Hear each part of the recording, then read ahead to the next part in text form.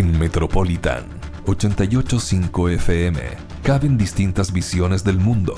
Confrontamos ideas y nos encanta el debate.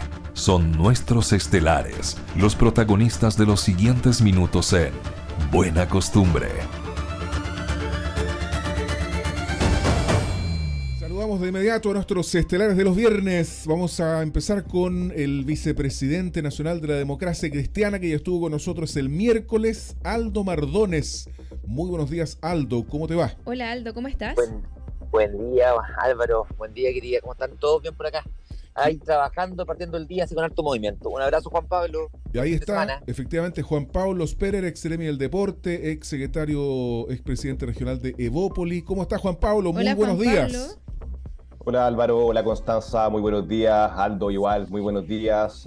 Contento de estar acá y saludo a todos quienes nos están escuchando hasta ahora. Oye, vamos a empezar inmediatamente con esto que pasó. Bueno, esto es en el norte del país, pero yo creo que en algún minuto nos puede tocar a nosotros. Y es que Carlos Vaso Prieto en El Mostrador titula como escandaloso criterio del juez Barraza que obliga a extremar la protección a testigos y agentes encubiertos.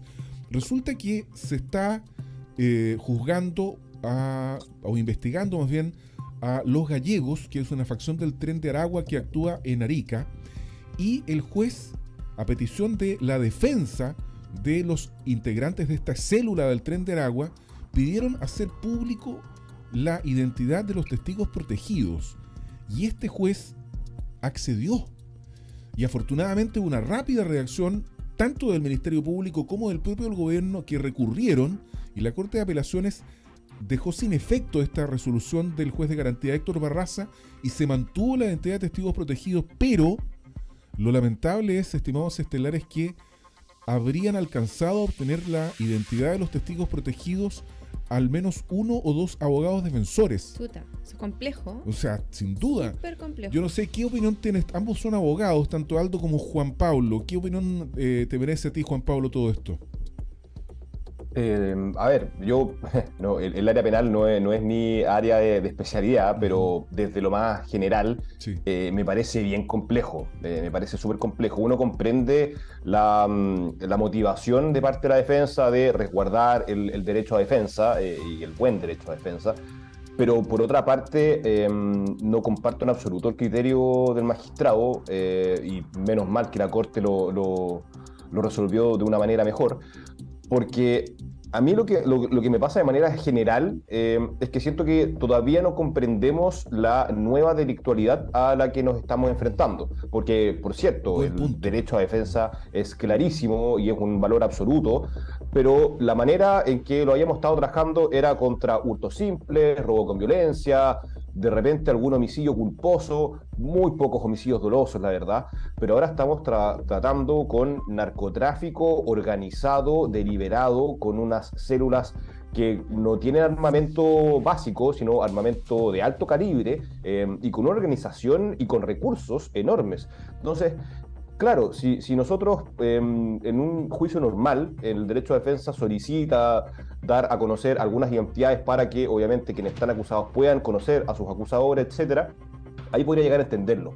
Pero aquí no, porque aquí realmente estamos lidiando con amenazas permanentes y amenazas verdaderas, amenazas concretas. Entonces, me parece que el precedente que el magistrado sienta es muy grave. Espero que no pesque en algunos otros juzgados de garantía del país, pero creo que tenemos que comenzar a comprender que hoy en día estamos afectos y enfrentados a un tipo de delictualidad que no conocíamos en Chile, y también tenemos que adecuar ciertos criterios, y si es que es necesario cambios legislativos, por cierto, pero acostumbrar a ciertos criterios a defender y poder perseguirlo de mejor manera.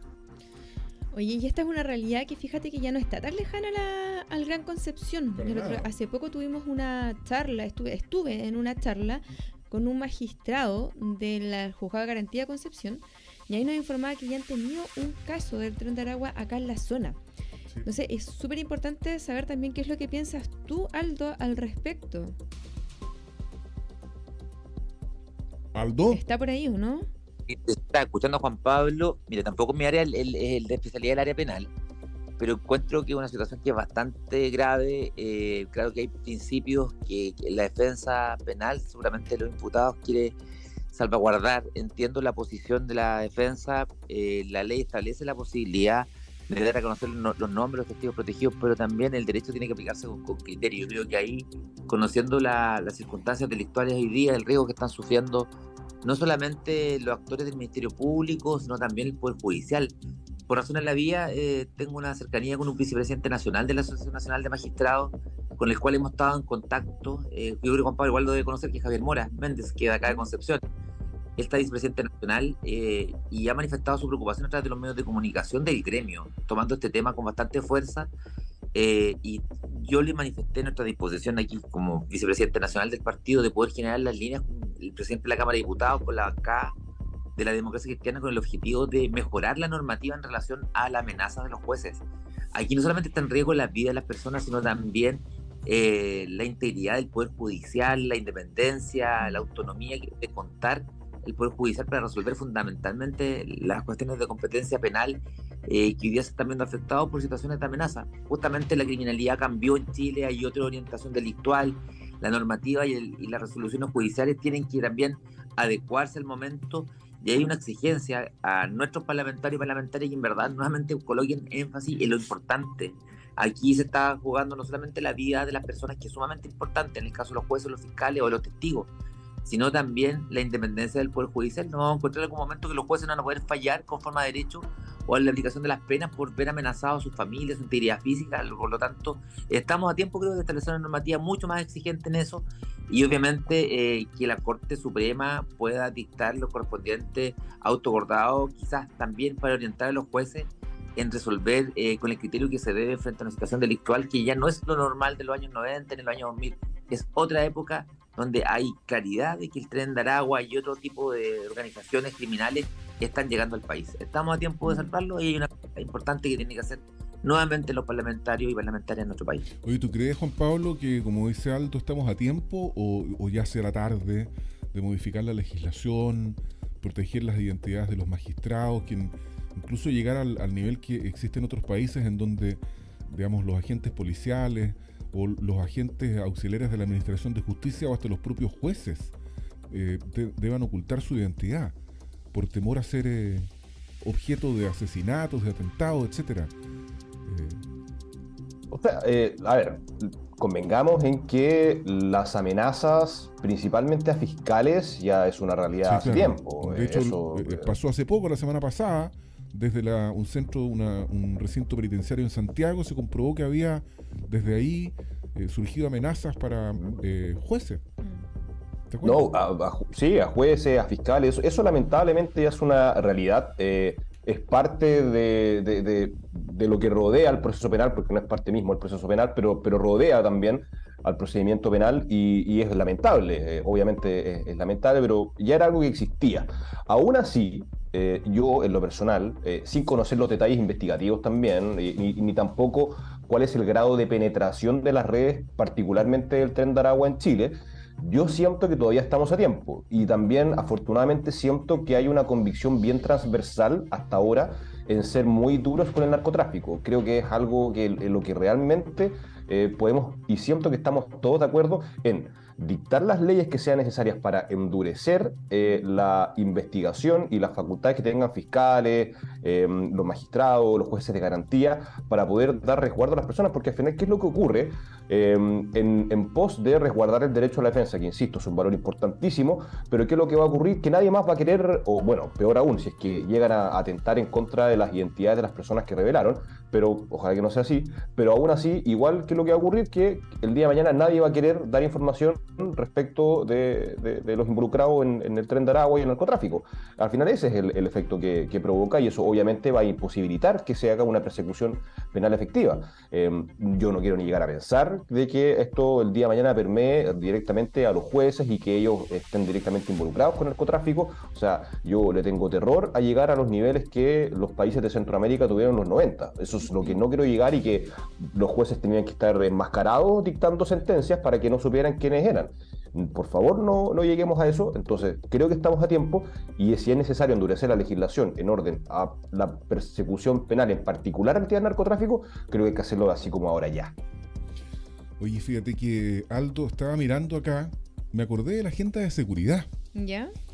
¿Te acuerdas tú de la agenda de seguridad? No tanto, a ver este qué acuerdo que se produjo entre el gobierno y fundamentalmente el Parlamento, el Congreso Nacional, para priorizar algunos proyectos que tenían que ser ley de la República en el más breve plazo.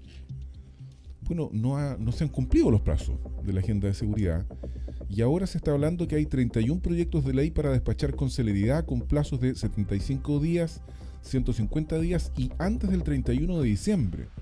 Entonces hay evidentemente, digamos, a la conclusión a la que uno llega es que desgraciadamente hubo una parafernalia, digamos, una pirotecnia, y que finalmente aquello que se priorizaba para poder superar, ya ni me acuerdo qué fue lo que generó los asesinatos a carabineros.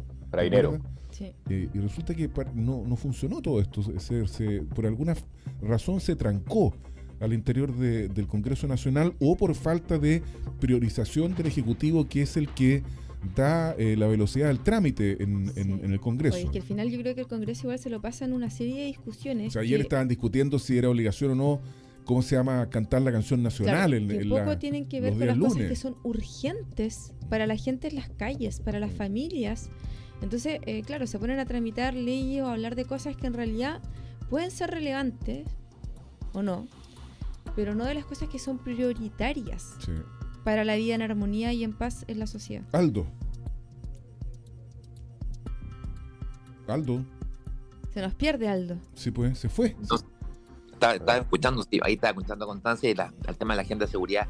Sí, tenía el micrófono apagado, pero yo creo que ahí se pierde, pues si finalmente hoy día ocurre mucho en el Parlamento que la información cotidiana, los temas más mediáticos van tomando la agenda hasta el Congreso.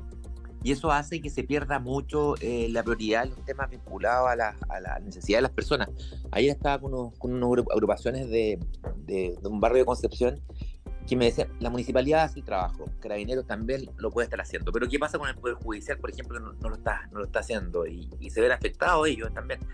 Pero yo planteaba también que una pega de los parlamentarios, del legislativo, en el sentido de mejorar la legislación. El Código Procesal Penal es de fines de los 90. La reforma procesal penal cumplió un ciclo, lo delictual es distinto hoy día hace 25 años. Un Código Procesal Penal excesivamente, creo que de repente garantista, que era acorde a la época y a la necesidad de los tiempos en ese momento, y hoy día cambió la realidad. Por lo tanto, creo que quizás hay que orientar el tema legislativo, que el Parlamento haga un trabajo serio, que sea con mirada a largo plazo. Estamos preocupándonos en este último tiempo, el 11 de septiembre, como fecha de desencuentro en este país, pero tampoco entiendo yo que más allá de las declaraciones que se hacen en el Parlamento haya alguna normativa que, por ejemplo, venga a resguardar la democracia, que sancione, por ejemplo, el negacionismo, que sí se sanciona en otros países. Por lo tanto, el año 51, cuando estemos conmemorando el 51 años del golpe militar, vamos a volver a discusión sin tomar ninguna medida de fondo de carácter permanente. Y lo mismo pasa en materia penal. De tal manera que lo urgente, la contingencia va matando los temas importantes, y ahí hay que hacer una pega para que el Parlamento pueda tener un trabajo serio a largo plazo, con una agenda que dé garantía a las personas, que se está pensando en las personas con un principio de realidad. Es increíble ver la falta de sintonía que tiene la ciudadanía en relación al Parlamento, y yo creo que ahí el Parlamento le hace un flaco favor a la política chilena, porque todo se vincula a la labor parlamentaria y al mal trabajo que se ha realizado este último tiempo. Yo fui parte de la discusión constitucional, y más que sentirme motivado a ser parte de ese mundo del Parlamento, es ver cómo hay discusiones o puntos donde no es fácil avanzar, y donde se coloca el interés personal de la figura política o del partido por sobre los intereses de la comunidad. Es difícil un trabajo parlamentario ahí. Yo lo he conversado con personas que también son parte de este mundo y que tratan de hacer un aporte en el ámbito legislativo, y les resulta muy complejo. Quien toma la iniciativa es uno de 155. La mala autonomía que tiene el Parlamento hace que haya una falta de regulación. O sea, no es posible, por ejemplo, en el Parlamento que no tenga una jornada de trabajo, que no haya obligación de cumplir con ciertas metas en el ámbito legislativo, en el trabajo que realizan los parlamentarios. Hay una falta de control, Y lamentablemente eso no se va a regular sino mediante una ley. Y la ley también se hace en el Parlamento. Oye, entonces arma un círculo que es vicioso y que afecta al país, en definitiva. Oye, a ver, en Concepción la carrera al señor Alcaldizo está desatada. Tenemos candidatos aquí presentes, uno de ellos Aldo Mardones, ¿cierto? Está James Sargo, está Andrea de la Barra, ayer manifestó su voluntad Héctor Muñoz. ¿Y qué pasa en San Pedro de la Paz? ¿Eres candidato ya, Juan Pablo Sperer, al municipio, a la alcaldía de San Pedro de la Paz? Cambiando de tema, digo yo. Cambiando de tema, digamos, a propósito de escopeta, como decía Matías Laura. Es que se nos va a acabar el programa, digamos. Sí, brevemente. Yo creo que ya estamos en la hora, de hecho, ¿no? Nos dio el corte Juan Pablo Sperer. Claro. No, o sea, evidentemente hay una administración que está muy debilitada, que creo que no ha dado el ancho. Está en el suelo, yo diría, groggy. Creo yo, bastante, y es lamentable para la comuna. Creo que no es una decisión que hay que tomar ahora. Creo que realmente yo siempre he estado presente, siempre he estado trabajando con los vecinos y con las vecinas de San Pedro, pero no es una decisión que la verdad tenga hoy día presente en el horizonte. Yo estoy preocupado de terminar mi especialización, mi magíster, tengo mi examen de grado a principios de diciembre, y después se verá. Creo que lo importante es priorizar los tremendos problemas que tiene la comuna en tema de conectividad, salud, seguridad. Pero Juan Pablo, a ti la vez pasada te fue bien. O sea, le faltaron como 100 votos. No, un poco más, 400. Nada. 400. Ya, sí, no se tiró a la piscina Juan Pablo Sperer, ahí salió pero jugando. Está bien, yo creo que de aquí a allá falta todavía. ¿Cuándo se tienen que anunciar las candidaturas? ¿Cuándo? Depende si es primaria. Si es primaria como en marzo y si no en agosto. Ya, pues, falta todavía. Oye, y en el caso particular mío, tampoco yo soy candidato por si acaso. Hay un proceso que es largo, queda más de un año para la elección municipal. Claramente resulta como interesante empezar a continuar un proyecto donde hemos trabajado acá en Concepción, pero hoy día hay que preocuparse un poquito más de los temas que nos convocan en el ámbito político. Por ejemplo, en el caso mío como vicepresidente nacional y también en la gestión municipal, nosotros queremos cerrar un proceso municipal que ha sido bueno, que ha sido positivo para la comunidad de Concepción, y los nombres de algunos candidatos suenan a consecuencias de obligaciones legales.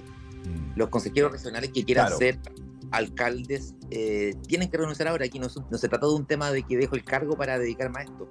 Hay una obligación legal que está establecida en la ley orgánica constitucional de municipalidad. Pero no es el caso de Andrea de la Barra ni de Héctor Muñoz, es el caso de James nomás. La renuncia obligatoria que tiene que hacer James Sargo hace que los otros se adelanten también. Entonces se empieza a perder el norte de lo importante, que es finalmente trabajar por la gente, las personas. Y en ese sentido es súper rápido el escenario. Aldo Mardones no es candidato. Oye, no tenemos ningún candidato, entonces nuestro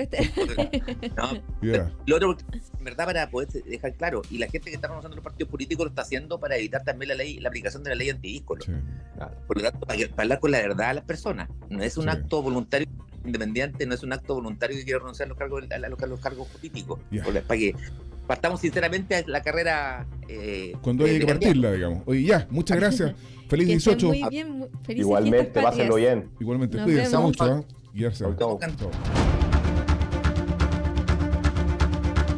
Las voces de Buena Costumbre hablan desde el Biobío y son de Constanza Escobar y Álvaro Migueles. Confiar es buena costumbre.